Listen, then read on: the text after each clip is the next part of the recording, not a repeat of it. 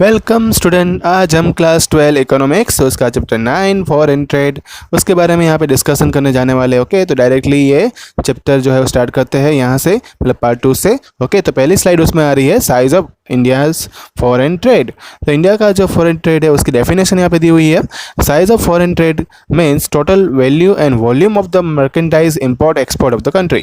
कितना वॉल्यूम में import export होता है और वैल्यू कितनी होती है उसकी, उसको ही बोलते हैं फॉरेन ट्रेड की साइज़।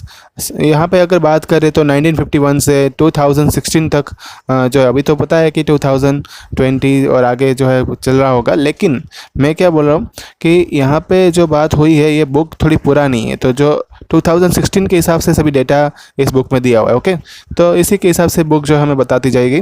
तो बिटवीन जो पीरियड था 1951 से 2016 तक का, उसमें इंडिया का इंपोर्ट और एक्सपोर्ट जो है वो नेशनल इनकम में भी शेयर करता है, as well as world trade भी उससे बड़ा है। यहाँ पे एक नोटिफिकेशन दी है बुक के अंदर कि इंपोर्ट एक्सपोर्ट जो हर साल बढ़ता है वो तो प्राइस राइज भी होती है ना, तो प्राइस राइज के हिसाब से जो इंपोर्ट एक्सपोर्ट बढ़ता है तो वो सिग्निफाई नहीं करता है कि ट्रेड बढ़ रहा है। मतलब हम नहीं कह सकते कि ट्रेड जो है इंक्रीज़ हुआ। ट्रेड इंक्रीज़ हुआ तो तब कह सकते हैं जब वॉल्यूम बढ़ता है, मतलब कि इंपोर्ट एक्सपोर्ट जो है प्रीवियस ईयर की कंपैरिजन में इस साल अगर वॉल्यूम से अगर इंपोर्ट एक्सपोर्ट बढ़ता है तो हम कह सकते हैं कि जो कंट्री का इंपोर्ट एक्सपोर्ट बढ़ा है, और वो कांस्टेंट प्राइस में मेज़र होता है या तो यूएस डॉलर में मेज़र होता है।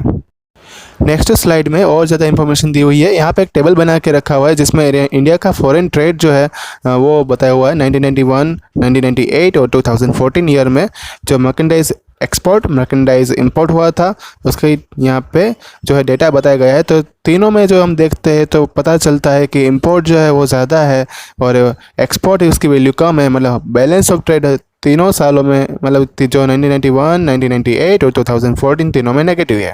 इनिशियल हम बात करें तो इंडिपेंडेंस के बाद तो इंडिया को डेवलप होना था, तो वो तो वहाँ पे इंपोर्ट बहुत ज़्यादा था, एक्सपोर्ट तो था ही नहीं, मतलब ना के बराबर था। 1990 में इंडिया में इंडस्ट्रीज जो है उसका डेवलपमेंट शुरू हुआ, इंडिया डेवलपिंग कंट्री बना और एक्सपांडिंग जो है इंडिया इंडस्ट्री का ज़्यादा बढ़ा और इंडस्ट्री खिली, मतलब कि। और 1991 में जो इंडिया का एक्सपोर्ट बढ़ने लगा और जो इंटरनेशनल कंपटीशन बढ़ी, तब इंडिया ने टेक्नोलॉजी को इंपोर्ट करना शुरू किया, पेट्रोल को इंपोर्ट करना शुरू किया और अभी डेवलपिंग कंट्री में और आगे बढ़ रहा है। नेक्स्ट स्लाइड में एक टेबल बना के दिया है जिसमें परसेंटेज से जो है इंडिया की जीडीपी जो है ग्रॉस डोमेस्टिक प्रोडक्ट 1981 से 2014 में किस तरह से वो इंक्रीज डिक्रीज हुआ उसका यहाँ पे जो है टेबल में वैल्यू बता के दी हुई है। दूसरी स्लाइड में यहाँ पे उसका ग्राफ बना के दिया हुआ है कि किस तरह से ये बढ़ी है। तो दिखाई दे रहा है कि 41.8 जो नंबर है वो उसका मैक्सिमम वैल्यू बताता है। ओके, और इसके जो पूरे ग्राफ के डिस्कशन जो है और जीडीपी की डिस्कशन है हम नेक्स्ट स्लाइड में करेंगे। तो यहाँ पे percentage share of trade in India GDP gross domestic product graph जो है उसके ऊपर से हम क्या क्या कंक्लूजन निकाल सकते हैं उसके बारे में यहाँ पे डिस्कशन करने वाले हैं। तो यहाँ पे फर्स्ट पॉइंट आ रहा है कि अगर हम चेकिंग करते हैं इंडिया का जो नेचर है फॉरेन ट्रेड का, तो 1951 से 1980 तक इंडिया एक डेवलप इकोनॉमी के फॉर्म में जो है वो नहीं था, वो एक डेवलपिंग इकोनॉमी था और उसने प्रोग्रेस करने के लिए बहुत ज़्यादा इंपोर्ट किया कंपेयर टू एक्सपोर्ट। दूसरा कि जब लेस डेवलप इकोनॉमी के फॉर्म में इंपोर्ट जो था वो ज़्यादा होने की वजह से एक पुअर स्टेट ऑफ एग्रीकल्चर भी था, फूड ग्रेन भी हमें इंपोर्ट करना पड़ता था, साथ साथ में हमें machine capital technology know how के मतलब कैसे काम करना है ऐसे इंस्ट्रूमेंट स्पेयर पार्ट वो भी हमें यहाँ पे इंपोर्ट करके मंगवाना पड़ता था। लेकिन 1991 में अगर बात करते हैं तो इंपोर्ट और एक्सपोर्ट जो है वो पूरा बदल गया। प्रोपोर्शन जो फूड ग्रेन का था वो भी डिक्लाइन हो गया। एग्रीकल्चर गुड्स और कैपिटल जो गुड्स जो थे वो बहुत ज़्यादा उसका इंपोर्ट है वो डिक्लाइन होने लगा क्योंकि इंडिया में जो इंडस्ट्री बनी आफ्टर 1980 के बाद उससे इंडिया को ज़्यादा प्रोडक्शन होने लगा। नेक्स्ट स्लाइड में और ज़्यादा इंफॉर्मेशन जो ग्राफ से मिल रही है वही मैं आपको बता रहा हूँ कि जो इंपोर्ट जो था न्यू आइटम की और 1960-61 में था 2.2%, वो इंपोर्ट जो आगे 2014-15 में बढ़ के हो गया 46.5%, मतलब नई आइटम इंडिया में ज़्यादा मंगवाई जाती है। दूसरी बात जो थी यहाँ पे प्राइमरी सेक्टर की, तो 1960 में अगर बात करें तो 44.2% जो था वो इतना ज़्यादा इंपोर्ट होता था, जो अभी 2014-15 में सिर्फ 12.3% प्राइमरी सेक्टर रह गया। मतलब अभी जो खाने की चीज़ें हैं वो इंडिया कम मंगवाता है। दूसरा जो अगर बात करें तो रेडीमेड गारमेंट जो है वो पहले 0.1% था 1960 में, अभी उसका एक्सपोर्ट जो है वो ये बढ़ा है, मतलब 5.4% जो है वो 2014-15 में ये यहाँ से इंडिया से कपड़े रेडी बनकर वो दूसरे कंट्री में हम सेल करते हैं। तो ये सभी जो मैन्युफैक्चरिंग गुड जो था मर्केंडाइज एक्सपोर्ट उसका 45.3% था, अभी वो 66.7% 2014-15 में हो गया। उसका रीज़न है इंडस्ट्री, क्योंकि इंडस्ट्री 1980 के बाद जो डेवलप हुई थी। नेक्स्ट स्लाइड में आ रहा है direction of the India's foreign trade. तो कौन कौन सी रिक्वायरमेंट होनी चाहिए जब भी हम कोई भी दूसरी कंट्री के साथ जब रिलेशन बनता है, उनकी ट्रेड रिलेशन हम बनाते हैं, तो हमारे पास क्या क्या स्किल होनी चाहिए, क्या क्या एबिलिटी होनी चाहिए। तो यहाँ पे 5 एबिलिटी की बात की गई है। पहली उसमें आ रही है कि जो कंट्री है उसको कैपेबिलिटी होनी चाहिए कि वो लार्ज वेराइटी ऑफ गुड्स जो है उसका प्रोडक्शन करके उसको अंडरटेक कर सके। दूसरा है यहाँ पे एक गुड पॉलिटिकल और डिप्लोमेटिक रिलेशन जो है दूसरे कंट्री के साथ बना सके। रेडनेस अच्छी होनी चाहिए डिप्लोमेटिक एंगेजमेंट की और दूसरे कंट्री के साथ, जिससे उसको बिहेवियर जो है दूसरे कंट्री के साथ अपना अच्छा रहे।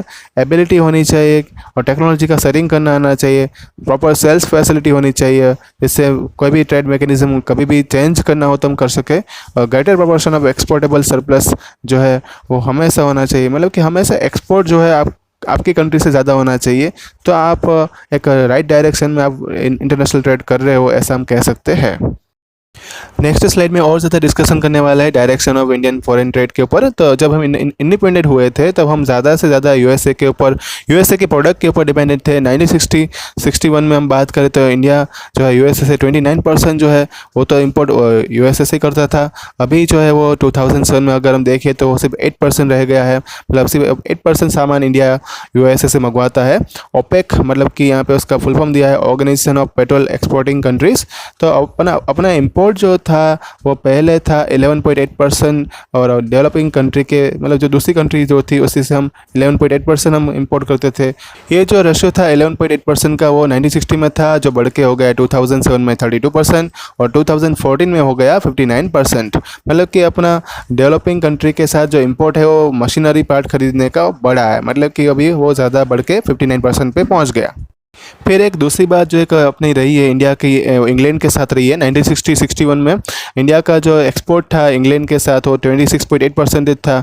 अभी जो है 2007-8 में काउंट किया तो सिर्फ 4% हो चुका है, मतलब इंग्लैंड अभी इंडिया से बहुत ही कम चीज़ें खरीदता है। नेक्स्ट अब बात करें तो उसी टाइम पे इंडिया का एक्सपोर्ट जो था यूएसए के साथ वो 16% था पहले, अब ये वो कम होकर रह गया है 12.7%। रशिया के साथ जो है अपना पहले 4.5% एक्सपोर्ट था, अभी वो 0.6% हो चुका है, मतलब रशिया जो है अपने से बहुत ही कम चीज़ें खरीदता है। देखो यहाँ पे आपको परसेंटेज तो नहीं पूछेगा एग्जाम में, लेकिन एक लॉजिक पूछ सकते हैं कि किसके साथ इंडिया का पॉजिटिव इंपोर्ट एक्सपोर्ट है और किसके साथ अपना नेगेटिव इंपोर्ट एक्सपोर्ट है। तो इसी तरह से आप लॉजिक बना के इसको याद रखने की कोशिश करना। नेक्स्ट स्लाइड में पाई चार्ट बनाया गया है जिसमें share of the various region of world with India's merchandise import, मतलब कि फाइनेंशियल 2014-15 में इंडिया का जो इंपोर्ट जो था दूसरे कंट्री के साथ उसका एक पाई चार्ट बना के दिया है। उसमें हम देखें तो एशिया और यूरोप जो है उसके साथ अपना इंपोर्ट जो है बहुत ज़्यादा होता है, बाकी सब कंट्री जो बचे हैं उसमें 10% से लेस जो हम इंपोर्ट करते हैं, मतलब बहुत ही कम चीज़ें मंगवाते हैं। नेक्स्ट स्लाइड में और एक पाई चार्ट बना के दिया हुआ है जिसमें share of the various region of world in India's merchandise export जो है फाइनेंशियल 2014 ईयर का एक पाई चार्ट बना के दिया हुआ है। उसमें हम देखते हैं तो Asia, Europe, north America, Africa जो है वो ज़्यादा इंडिया में से सामान वहाँ पे ज़्यादा एक्सपोर्ट होता है।